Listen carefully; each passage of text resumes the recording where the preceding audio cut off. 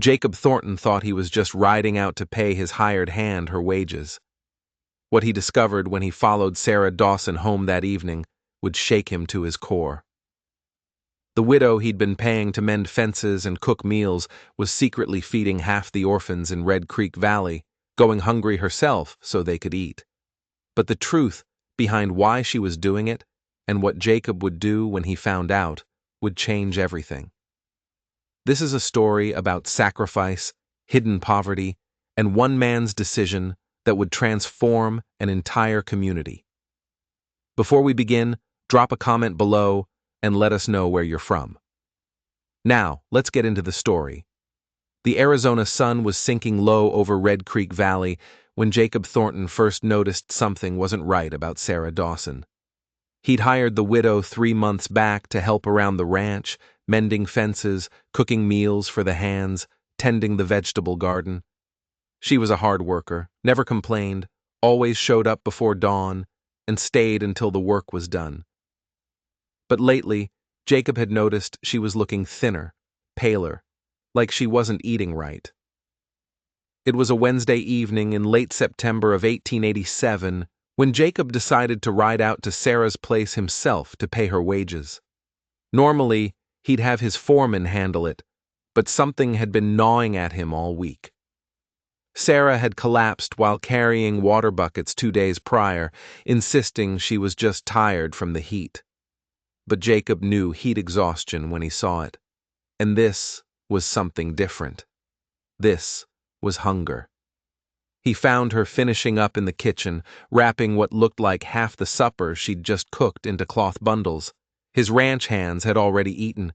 He'd seen them head to the bunkhouse with full bellies. "So, who was this food for?" "Mrs. Dawson," Jacob called out, stepping into the kitchen. "Got your wages here?" Sarah jumped, nearly dropping one of the bundles. She quickly tucked them into a worn canvas bag at her feet.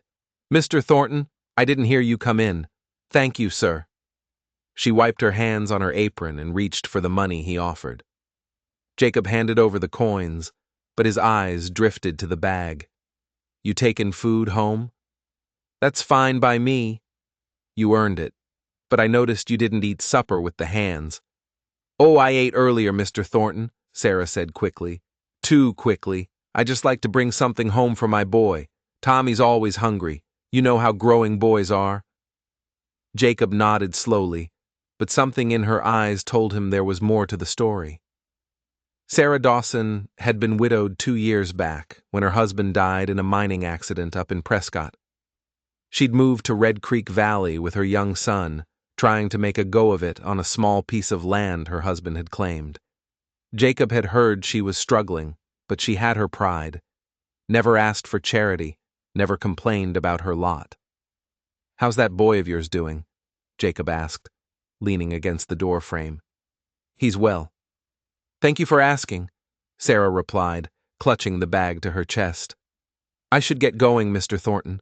It's a long walk back, and I don't like leaving Tommy alone after dark." "You walk every day?" Jacob frowned. He knew Sarah's homestead was a good 4 miles from his ranch. "Why didn't you say something? I could have one of the hands give you a ride." "I don't mind the walk," Sarah said, already moving toward the door. "Gives me time to think, clear my head."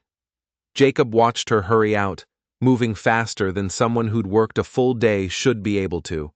That bag looked heavy, heavier than a simple meal for one boy should be, and he hadn't missed the way she'd avoided his eyes when talking about eating earlier.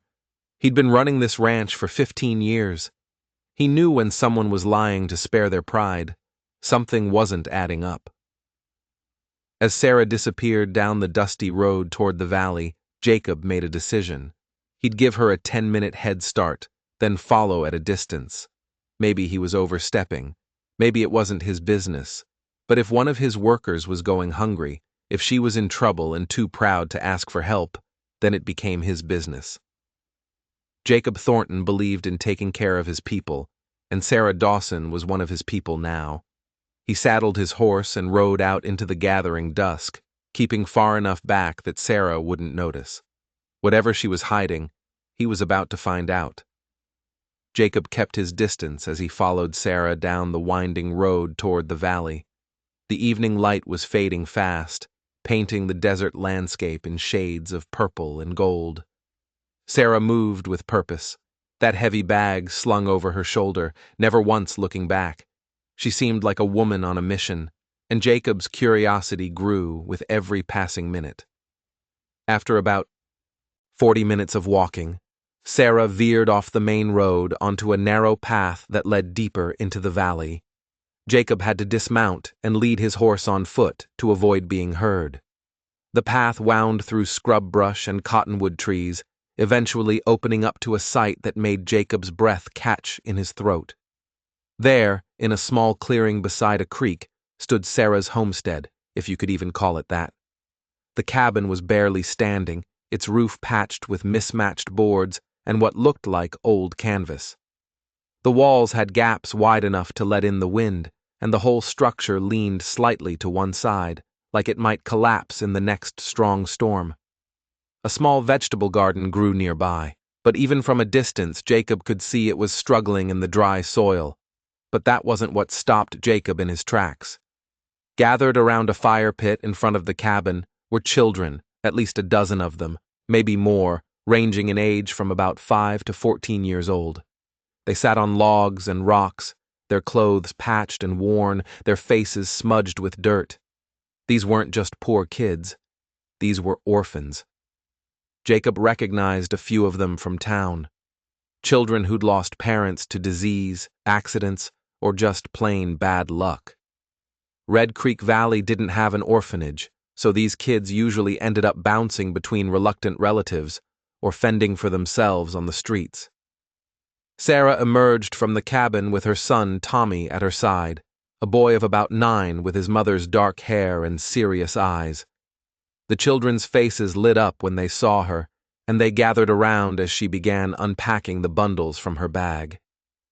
Jacob crouched behind a cluster of rocks about 50 yards away, watching in stunned silence. "All right, everyone, line up," Sarah called out, her voice warm, despite the exhaustion that must have been weighing on her. "There's plenty for everyone tonight." The children formed an orderly line, no pushing or shoving like they'd done this many times before. Sarah handed out portions of the food she'd taken from Jacob's ranch: bread, beans, strips of salt pork, even some of the apple pie the cook had made that afternoon. Each child received their share with quiet gratitude, murmuring thanks as they took their plates. Jacob noticed that Sarah's portions were generous, more generous than what his own ranch hands had eaten. She was giving these children food meant to feed a crew of grown men, and as he watched more closely, he realized something that made his chest tighten. Sarah wasn't taking any food for herself. She handed Tommy a small portion, smaller than what the other children received, and kept nothing back. "Mama, aren't you going to eat?" Tommy asked, looking up at his mother with concerned eyes. "I ate at the ranch, sweetheart," Sarah lied, running her hand through her son's hair. "You go ahead. Make sure little Annie gets enough. She looks peaked today." Tommy nodded and went to sit with a girl who couldn't have been more than 6, sharing his already meager portion with her. Jacob felt something break inside his chest as he watched this scene unfold. Here was a woman who could barely feed herself and her own child, working herself to the bone at his ranch, and she was using her wages, her food, to feed half the valley's orphan children. She was starving herself so they could eat. One of the older boys, maybe 13 or 14, spoke up. "Mrs. Dawson, we heard the Miller family might take in some of us, but they want money for our keep. We could maybe find work." "Absolutely not," Sarah said firmly. "You children belong in school, not working yourselves raw. We'll figure something out. We always do." Jacob had seen enough. His hands were shaking as he quietly backed away from his hiding spot and returned to his horse. He rode back toward his ranch in the darkness, his mind racing. Sarah Dawson wasn't just struggling. She was sacrificing everything, and those children had nowhere else to turn.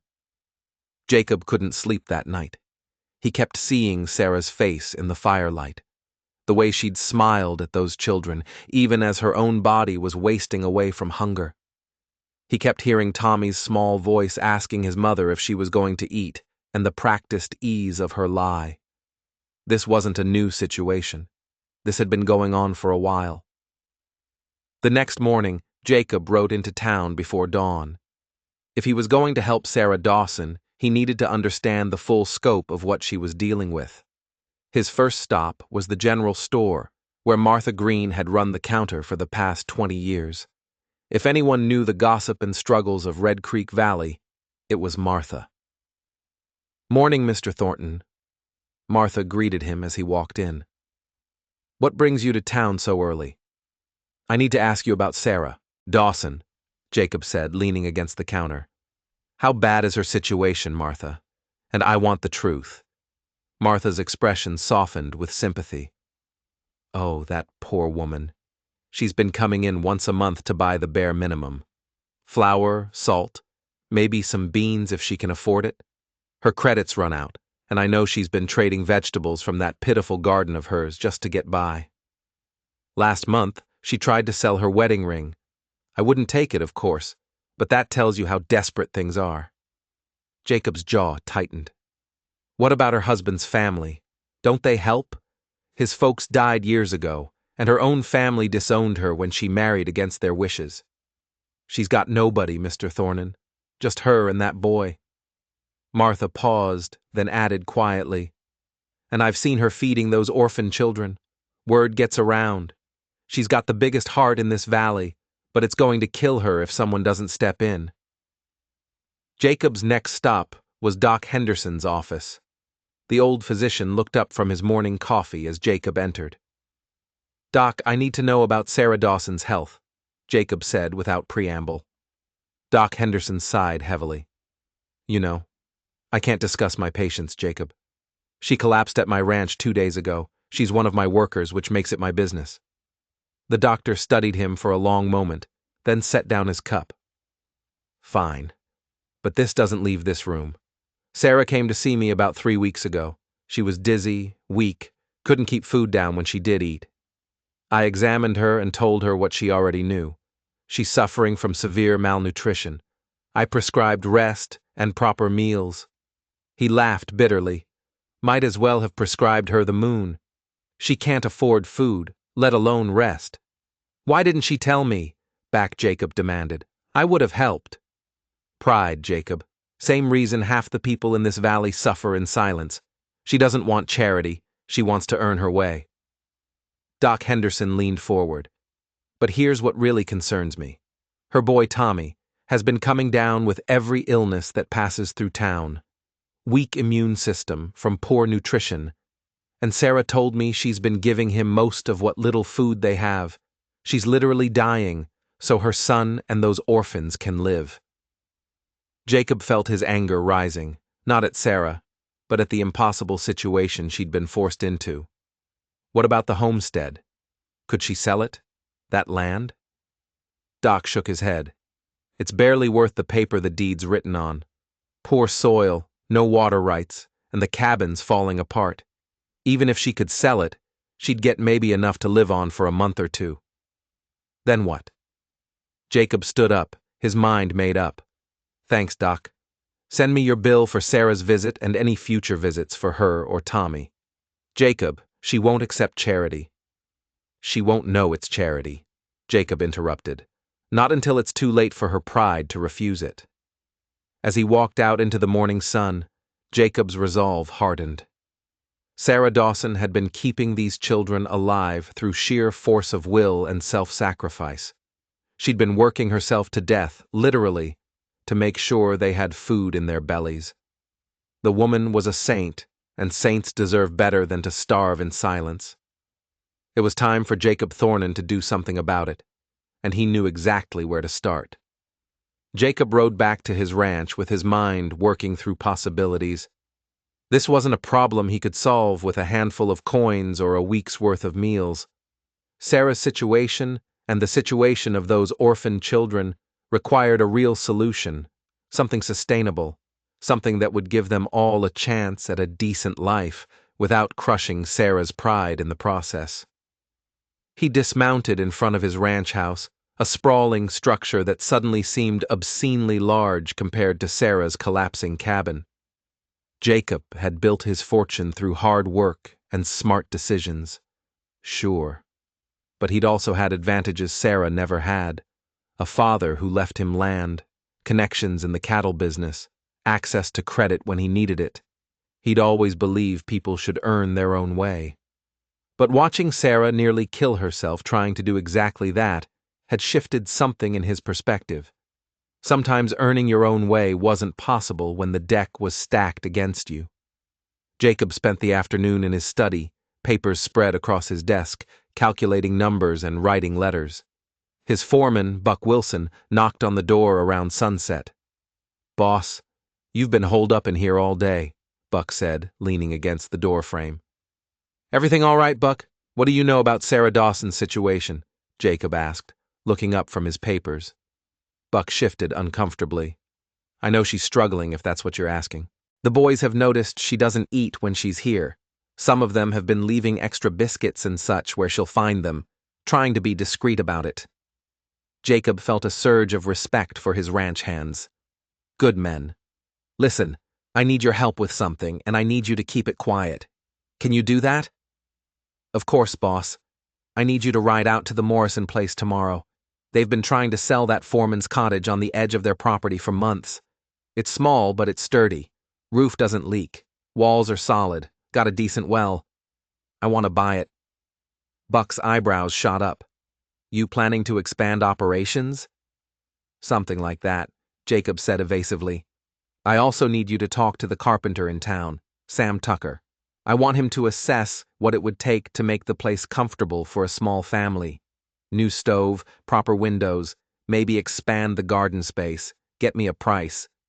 "Sure thing, boss. Anything else?"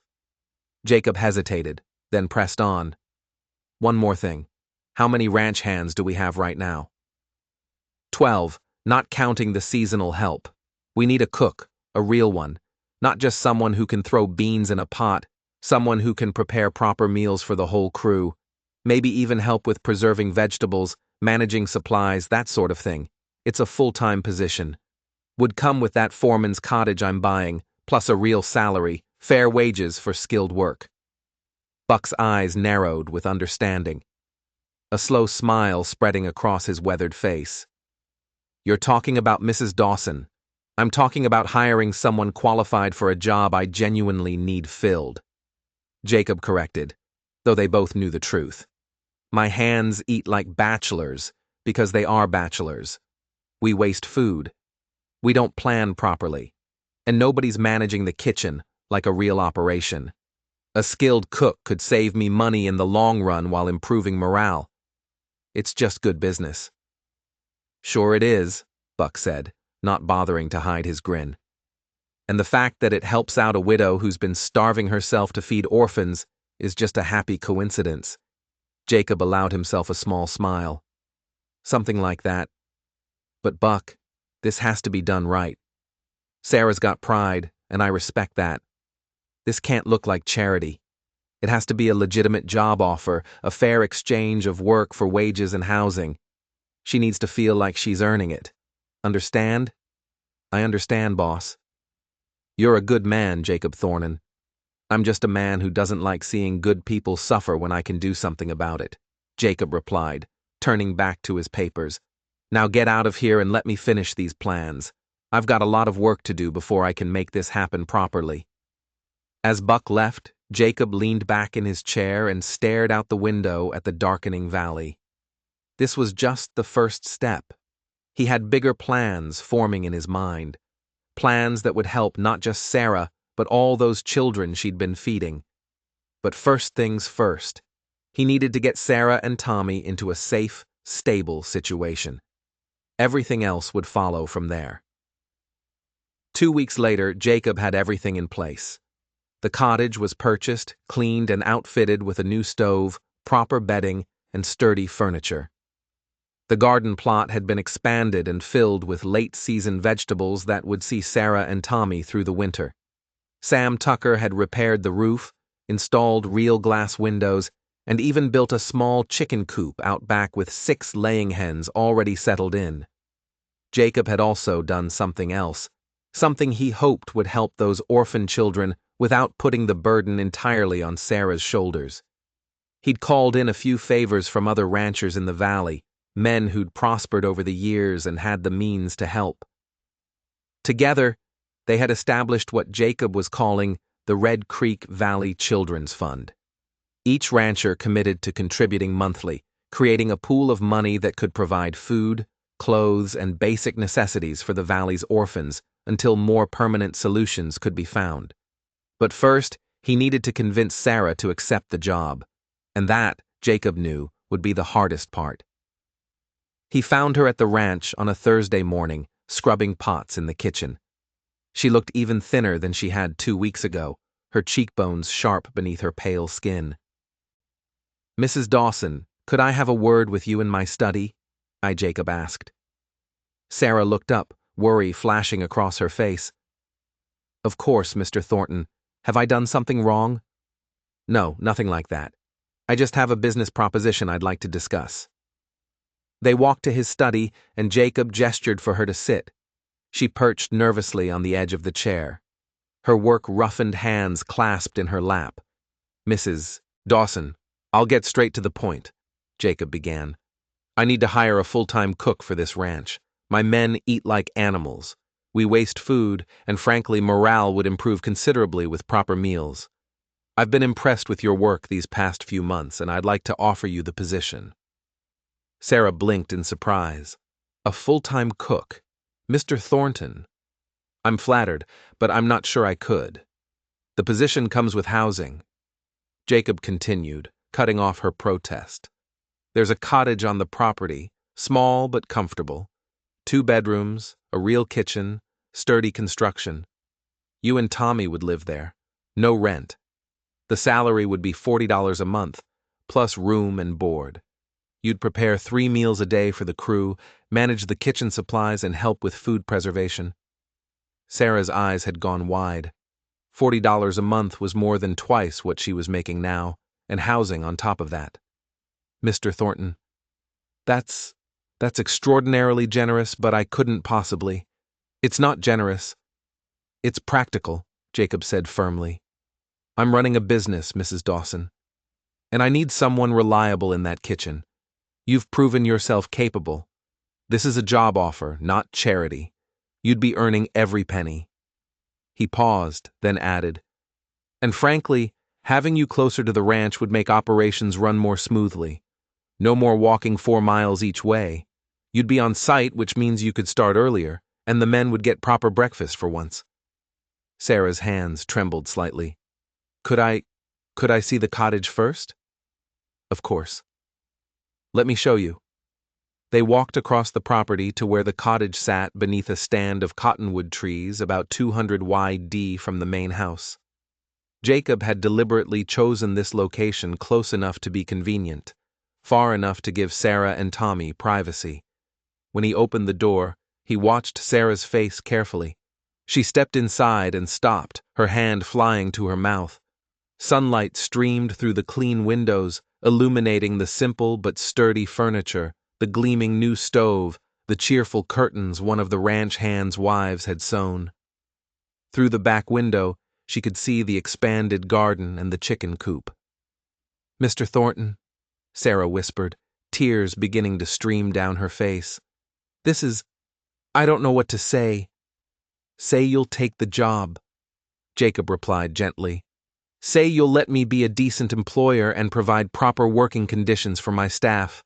That's all this is, Mrs. Dawson business." But they both knew it was so much more than that. Sarah turned to face him, tears still flowing. "Why are you doing this?" "The truth, please." Jacob met her eyes steadily. "Because good people shouldn't have to choose between feeding themselves and feeding hungry children. Because you've been sacrificing yourself for others, and someone needs to look out for you for a change. And because I can help, so I should. It's that simple." Sarah covered her face with her hands and sobbed deep, shaking sobs of relief and exhaustion and overwhelming gratitude. Jacob stood quietly, letting her cry, understanding that sometimes tears were the only possible response to kindness. After so much struggle, Sarah composed herself after a few minutes, wiping her eyes with the corner of her apron. She walked through the cottage slowly, running her fingers along the smooth wooden table, opening the cupboard stocked with basic supplies, touching the curtains as if to confirm they were real. When she reached the bedroom that would be Tommy's, she found a small bed with a colorful quilt and a shelf already built into the wall for books. "There's even a school primer on the shelf," she said, her voice breaking again, "and writing supplies." "Every boy should have the chance to learn," Jacob said from the doorway. "The schoolhouse is only a mile from here. Tommy could walk it easily, be with other children his age." Sarah turned to face him, and Jacob saw something shift in her expression. A wall coming down, the fierce pride that had kept her going, finally cracking under the weight of his kindness. "You followed me, didn't you?" she asked quietly. "That night 2 weeks ago you saw the children. Jacob didn't see any point in lying. I did. I was worried about you, and I wanted to understand why you were going hungry. When I saw what you were doing—" He trailed off, shaking his head. "Sarah, you've been keeping those children alive, starving yourself to do it. That kind of selflessness, it humbles me." "They have nobody else," Sarah whispered. "After my husband died, I knew what it felt like to be alone, to wonder where the next meal would come from. When I saw those children in town begging for scraps, sleeping in alleyways, I couldn't just walk past them. I couldn't." "I know," Jacob said gently. "And I'm not asking you to stop helping them. In fact, I want to help you help them." Sarah looked up sharply. "What do you mean?" Jacob pulled a folded paper from his vest pocket and handed it to her. "I've spoken with the other ranchers in the valley, Morrison, Fletcher, the Caldwell brothers. We have established a fund specifically for the orphan children of Red Creek Valley. Monthly contributions that will provide food, clothing, and necessities. We're also working with the territorial government to explore options for a proper orphanage or group home, but that will take time. In the meantime, this fund will ensure those children don't go hungry." Sarah unfolded the paper with shaking hands, reading the names and committed amounts. It was more money than she'd seen in her entire life, pledged on a monthly basis. "I don't understand," she said, looking up at him with confused tears. "Why would they all agree to this?" "Because when I told them what you'd been doing, how one poor widow had been feeding a dozen orphans out of her own empty pockets." "It shamed us all," Jacob said honestly. "We're men of means, Sarah. We've built our ranches and our fortunes, and not one of us noticed those children suffering. Not one of us stepped up. You showed us what real character looks like, and we needed to follow your example." Sarah sat down heavily on Tommy's bed, clutching the paper to her chest. "I never wanted recognition. I just wanted them to eat." "I know. That's exactly why you deserve help." Jacob sat down beside her, maintaining a respectful distance. "You've been carrying this burden alone for too long. Let us share it. Take the job. Move into this cottage. Let your boy go to school, and together all of us will make sure those children have what they need." "I still don't understand why you're being so kind to me," Sarah said, fresh tears streaming down her face. "I'm nobody, just a widow trying to survive." Jacob was quiet for a moment, then spoke. "My father died when I was 12, left my mother with 3 children and a failing farm. We nearly starved that first winter, but a neighbor, a man named Thomas Green, he hired my mother as a housekeeper, gave us a place to live, made sure we had food, helped me get my start in ranching. He didn't have to do any of it, but he did. And before he died, he told me something I've never forgotten." "What did he say?" Sarah asked. "He said, 'Jacob, success means nothing if you don't use it to help others climb up behind you.' I've never forgotten that.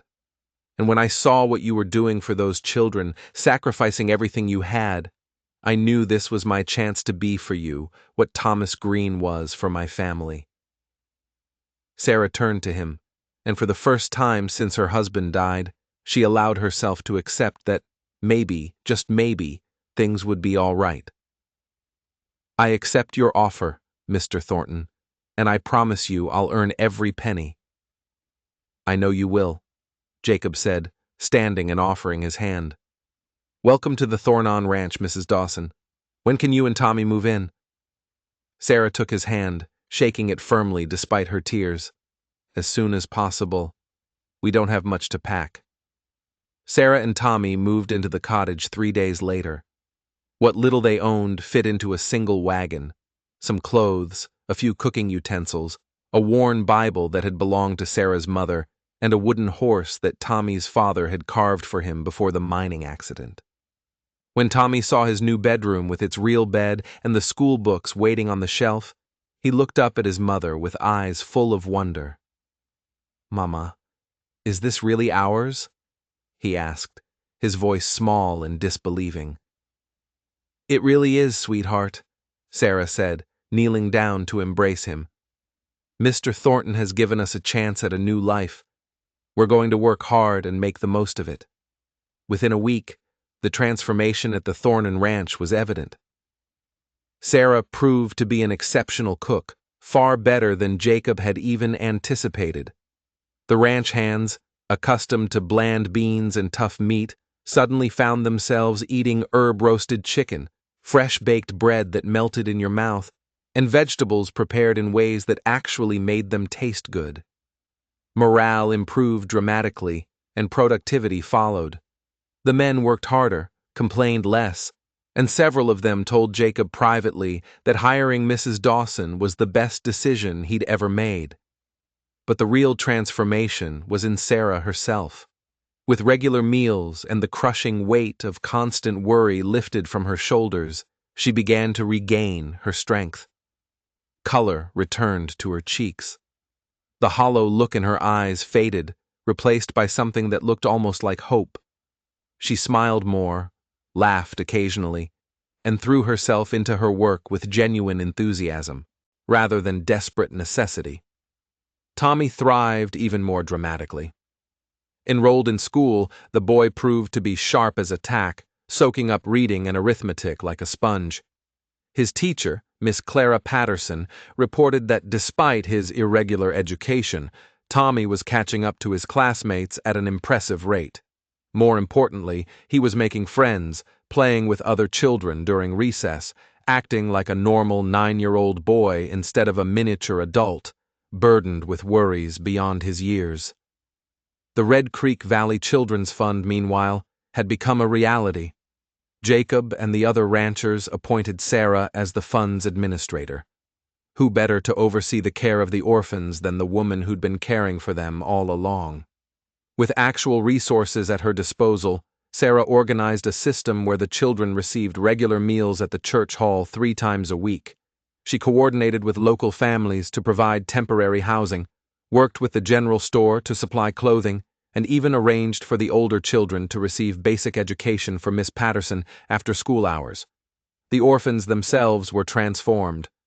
No longer desperate and hungry, they began to look like children again.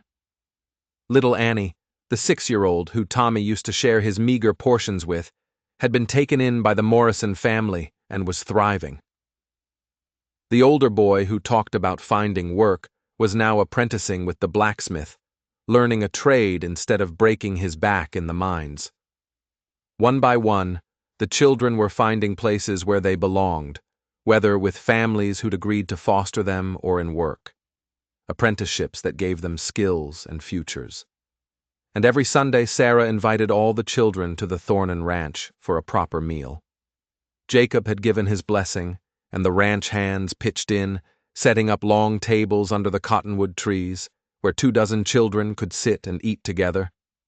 It became a tradition, Sunday dinner at the Thornton Ranch, where orphans and ranch hands alike gathered as one strange extended family. One evening, about 2 months after Sarah had moved in, Jacob found her in the cottage garden, tending to the vegetables that would soon be ready for harvest.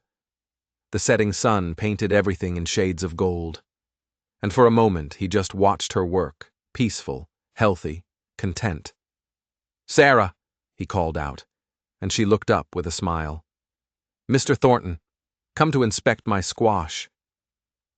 "Just checking on how you're settling in," he said, walking over to lean against the fence. "Any problems I should know about?"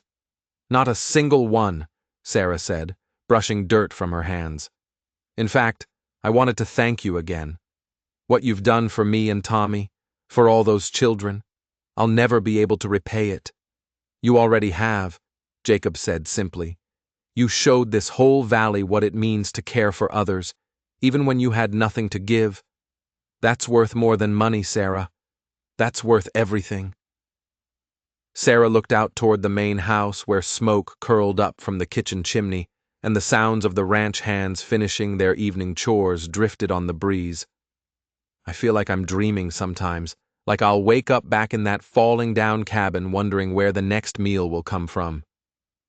"You're not dreaming," Jacob assured her. "This is real. This is your life now, and it's only going to get better." 6 months later, Red Creek Valley looked different. The transformation that had started with one widow's selfless act and one rancher's decision to help had rippled outward, changing the entire community. The territorial government, impressed by the private initiative shown by the valley's ranchers, had approved funding for a proper group home. Construction was set to begin in the spring, with Sarah hired as the head matron, a paid position that would allow her to continue her work with the children on an even larger scale. The building would house up to 20 children, provide them with education, and prepare them for either adoption or independent living as they grew older. Every single one of the orphans Sarah had been feeding that night. Jacob followed her home had found stable situations. Some had been adopted by local families. Others were in apprenticeships, and the youngest ones would move into the new group home when it opened. Not one of them was hungry anymore. Not one of them slept in the cold. Tommy Dawson had transformed from a thin, worried boy into a healthy, happy child who consistently topped his class in school. He'd made friends, joined the church youth group, and talked excitedly about maybe becoming a teacher himself one day. The weight of the world had been lifted from his small shoulders, and he was finally allowed to just be a child. As for Sarah, she had become one of the most respected figures in Red Creek Valley. Her Sunday dinners at the Thornton Ranch had evolved into community gatherings where ranchers, townspeople, and the children all came together. She'd proven that she was more than just a good cook. She was an organizer, an advocate, and a voice for those who couldn't speak for themselves. On a warm spring evening, Jacob stood on his porch, watching the preparations for that week's Sunday dinner. Sarah was directing the ranch hands on where to set up tables, laughing as Tommy and his friends chased each other around the yard. The other ranchers and their families were arriving, bringing food and supplies to contribute to the meal. Buck Wilson walked up beside him, following his gaze. "You know, boss, when you first told me you were going to help Mrs. Dawson, I thought it was just about one widow and her boy. I didn't realize you were going to change the whole valley." "I didn't change anything," Jacob said. "Honestly, Sarah did that. I just gave her the resources to do what she was already doing, caring for people who needed it. Still, it took both of you, her heart and your means." Buck paused, then added, "The men talk, you know, about how different things are now, better, like we're part of something bigger than just running cattle."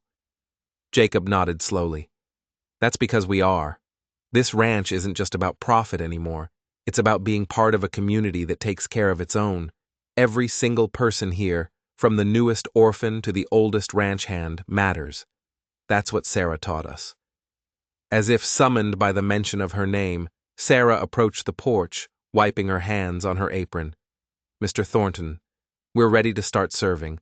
Would you like to say a few words before the meal?" Jacob descended the porch steps and looked out at the gathered crowd. Ranch hands, families, children who'd once been orphans and were now thriving members of the community. He cleared his throat. "I'll keep this short because the food's getting cold," he began, earning a few chuckles. 6 months ago, I learned something important. I learned that one person with a good heart can change the world, or at least their corner of it. Sarah Dawson, when she had nothing, gave everything she had to feed children who were starving. That kind of courage, that kind of selflessness, it challenged all of us to be better, to do better. He looked at Sarah, who was blushing and trying to disappear behind Tommy. This valley is different now because she showed us what truly matters. Not wealth, not status, but how we treat the most vulnerable among us. So before we eat this fine meal, I want us all to remember we're blessed not just with full bellies, but with the opportunity to be blessings to others. Let's never forget that. The crowd murmured agreement, and then the meal began. As Jacob watched children laugh and families gather and his community come together, he thought about Thomas Green's words from so many years ago. Success means nothing if you don't use it to help others climb up behind you. He'd finally understood what that meant, and looking at Sarah, healthy and happy, surrounded by the children she'd saved and the community she'd inspired, Jacob knew he'd made the right choice. Sometimes the best investment wasn't in cattle or land, it was in people, and that investment always paid the greatest returns. As the sun set over Red Creek Valley, painting the sky in brilliant shades of orange and pink, Jacob Thornton smiled. This was what life was supposed to be about. Not just surviving, but thriving together. Not just success, but significance. And it had all started with one man's decision to follow a struggling widow home and see what she was hiding. Sometimes the most important journeys begin with a single act of curiosity and compassion.